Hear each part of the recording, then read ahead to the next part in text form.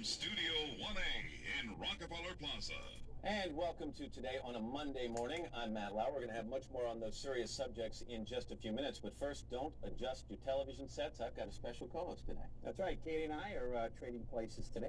I'm Jay Leno. It's great to have you here. Well, thank you very much. No, this should be a lot of fun. Katie and Jay are trading jobs. Katie's in Los Angeles right now, getting ready to host the Tonight Show on your behalf. And you've decided to join us here this morning, which should be a lot of fun. It's all part of our Trading Places. That's right. That's right. And, well, I'm going to interview Colin Powell a little bit later and get a little more serious. He was in Jerusalem yesterday, and I came in and we did that interview on tape, so that should be fun. Also, you've got Rudy Giuliani, right? Rudy Giuliani will come on as well, and we'll talk about what he's doing. He's got a new book out on leadership, and he'll tell us where he gets so much of his courage and inspiration. It should be fun. I'm looking forward to those interviews. Also, we should tell you that some say this photograph, did you hear about this Kentucky Derby? I did hear this story, yeah. This photograph allegedly, according to some, shows that the jockey in that race, the winning jockey, Jose Santos, was carrying more than a whip in his hand when he rode funny side to victory in the Derby. We're going to talk about the ongoing investigation, and you probably know that Jay loves cars. And you're going to get to have a little fun with that this morning. That's right. We'll have some fun. We're going to be driving very quickly in a strange car in a new city, and I've been up all night, and Matt's going to go with me. So this should be fun. So we're going to try and slide around and see what happens.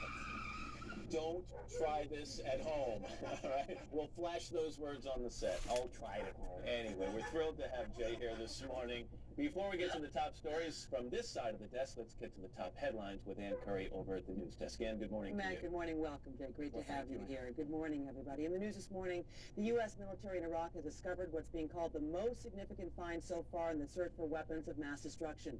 You're looking at exclusive pictures of a looted trailer found by soldiers outside a rocket and missile plant near Mosul. Officials say it was equipped to make bioweapons, including anthrax. Well, today, the U.S. will begin staging simulated radiological and biological attacks in major cities in a big test of the nation's readiness for terrorism. NBC's George Lewis reports now from Seattle. The exercise kicks off at noon today with a simulated explosion in this debris-strewn vacant lot south of downtown Seattle. It's all part of a huge drill called Top Off 2. Top Off stands for top officials of the state, federal, and local governments who will be participating. We're ready to handle whatever is going to be thrown at us.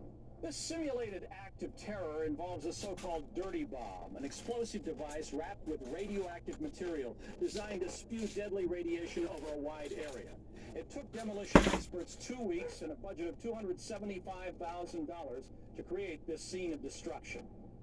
After the simulated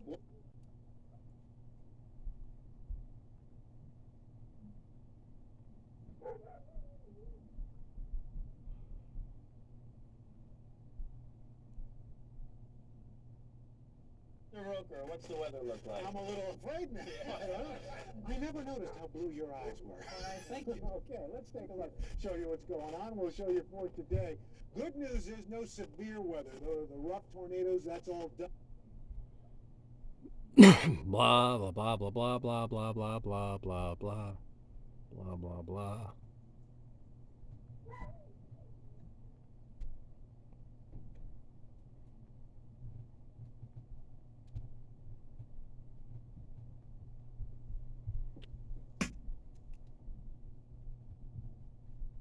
You just don't seem like a skip. As much as you would like to be called that, it just doesn't seem to work. Let me ask you, how hard is it to be diplomatic in the Middle East right now? Well, it's a challenge, but I'm pleased to have the opportunity I had today to speak to Prime Minister Sharon and members of his government. Boring.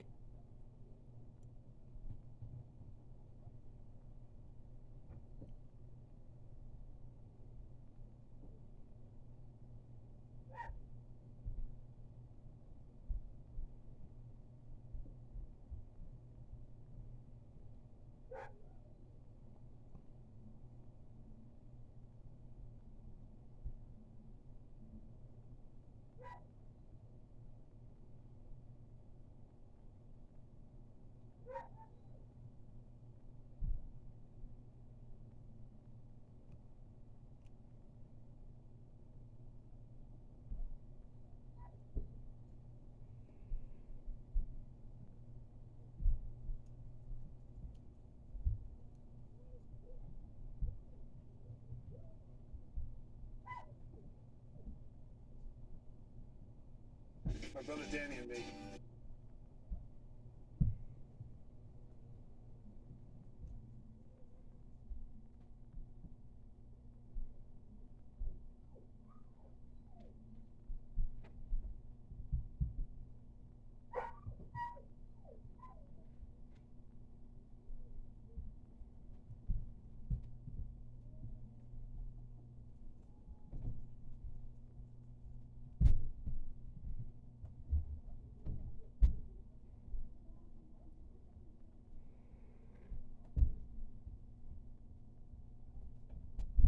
A book with it on quotes and leadership, and he talks about the people that influence him. But there's some great people.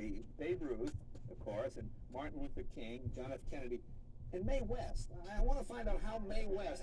It may have been when he dressed up on Saturday. I don't know. So I want to find out there. I want to find out how involved he gets in picking the patterns, and I don't know. Is this fruit cup going to go? And we'll find out how. Is he going through the bride books? I mean, I want to find that out. So you'll hear all of that coming up. Well, he's leaving. Rudy, come back. Come here. He doesn't know what he's in for. Also, we're going to talk to Caroline Kennedy about the annual Profiles in Courage Award bestowed on politicians who best carried out her father's ideals. She'll introduce us to this year's winners. But before we get to all that, let's go outside on the plaza, get a check of the weather from Mr. Rose. Today's weather is brought to you by new, non-drowsy Halliburton.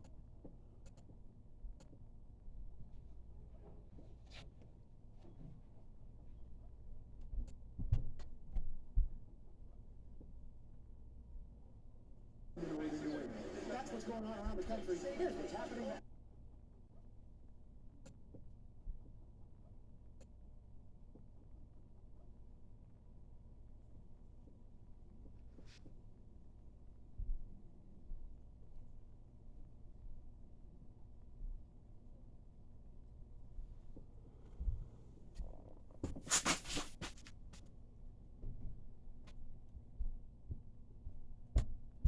And they were willing to take the risk. Governor Barnes, let me So I talk think to we you. need to I'm sorry, Caroline. Go ahead. inspire more people. Sorry, we need.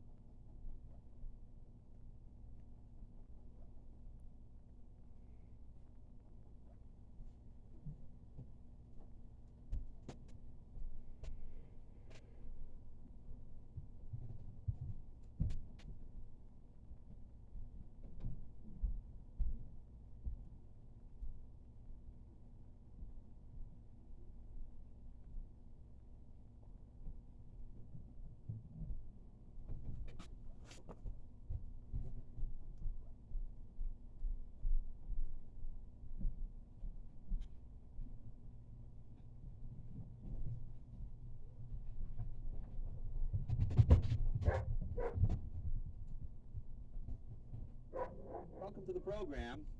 Now I know. Well, thank you.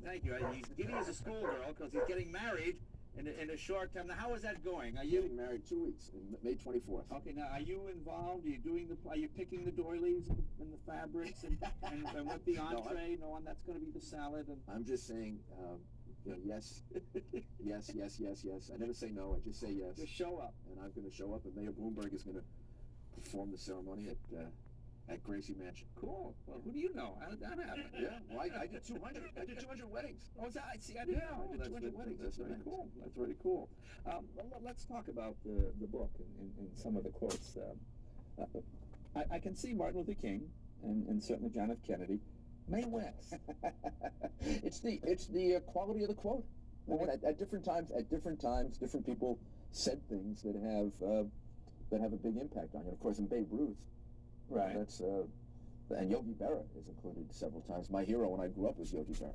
Is there one out of all these people that you admire the most, or you would want to meet?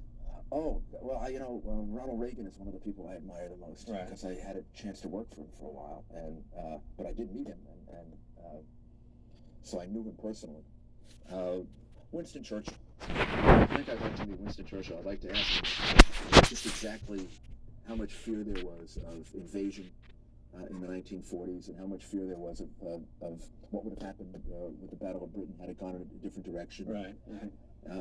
To me, he's one of the most dominant characters of the last century. Yeah. Yeah. You know, I always remember my dad had a quote. I don't know if it was his, but he always used to say, "Fight the good fight," and that's my favorite quote of all time because it's from my dad. Because no matter what fight it was, he always fight the good fight. And your book is filled with these. Even Stevie Wonder had an interesting one. Do you remember the Stevie Wonder? Which one was that? That's the one about. Let's see if we have it here. About you don't have to have your eye. Here it is, right here. Just because a man lacks the use of his eyes doesn't mean he lacks vision. That's right. Yeah, and that's a terrific one as well. That's a terrific one as well.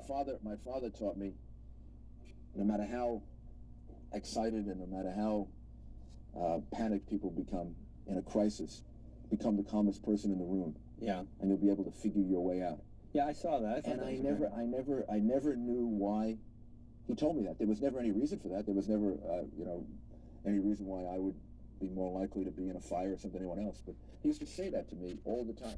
And it helped me a lot. I'd been in a fire before in my life. And it helped me a great deal on September 11th. Yeah, because I was just going to say, because you appeared to be the calmest guy in the room. When everyone about them was losing their heads, you were, do this, do that. The one from John F. Kennedy, the quote, "Without belittling the courage for which men have died, we should not forget those acts of courage for which men have lived." What do those words mean to you? Those words mean to me that heroism is not always giving up your life, but heroism can occur in many, many ways. And basically, it's the overcoming of fear. People sometimes confuse fear with lack of courage. Yeah. And the reality is, you've got to have fear and you have to overcome it in order to have courage. And I think that's what President Kennedy was saying. You know, the one from Babe Ruth, "Never let the fear of striking out get in your way." Have you ever decided not to go with it for fear of striking out? Because I have. Yeah, there are times in which you have to look at the risk and say, this is not a responsible thing to do, particularly if it involves other people. Right. But I think the point of that is you've got to try. And more often than not, you got to accept risk and you got to move forward. It's a good